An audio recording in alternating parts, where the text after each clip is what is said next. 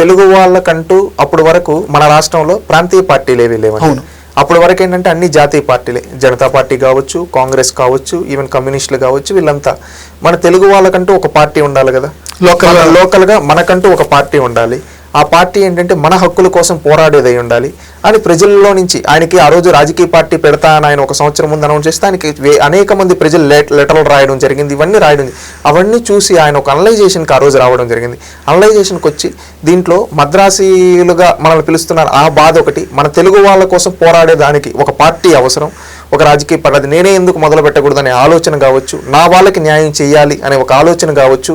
ఇంకొకటి కూడా ఏంటంటే ఈ తెలుగు ప్రాంతాలకు అంటే ఈ భారతదేశానికి ఈ తెలుగు నేల నుంచి కాంట్రిబ్యూట్ చేయడానికి కూడా భారతదేశంలో అందరినీ కలుపుకొని ఏకమై ఈ దేశానికి న్యాయం చేయడం కోసం పుట్టిన పార్టీ అని కూడా చెప్పొచ్చు. ఎందుకంటే ఆ తర్వాత నేషనల్ ఫ్రంట్ కావచ్చు, యునైటెడ్ ఫ్రంట్ కావచ్చు, ఎన్నో చేశాం.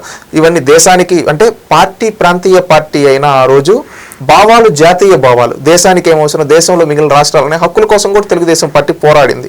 సర్కారీ కమిషన్ లాంటివి రావడానికి ఎన్టీ రామారావు గారి కృషి ఎన్నో ఉన్నాయి. ఇవన్నీ మనం గుర్తుంచుకోవాలి.